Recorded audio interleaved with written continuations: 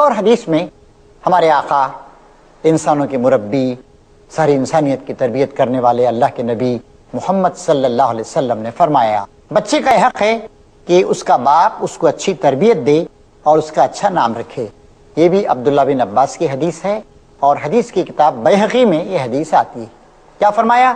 بچے کا حق ہے جو باپ پر عائد ہوتا ہے، کیا حق ہے؟ وہ اچھا نام دے، اس کو اوندے سیدھے قسم کے نام نہیں رکھے جائیں، کیونکہ نام کا بھی بچے پہ اثر پڑتا ہے۔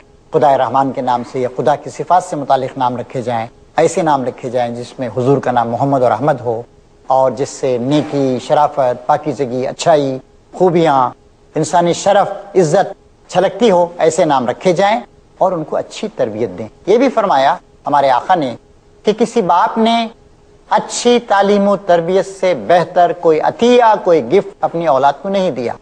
اس کی زیادہ فکر کرنے کی ضرورت نہیں ہے کہ ہم اپنے بچے کے لیے، اپنے بچوں کے لیے کیسی جائیداد، کیسا بزنس چھوڑے جا رہے ہیں۔ اس سے زیادہ اس بات کی اہمیت ہے کہ ہم یہ سوچیں کہ ہم بچے کو کیسی تعلیم دے کے جا رہے ہیں، کیسی تربیت دے کے جا رہے ہیں۔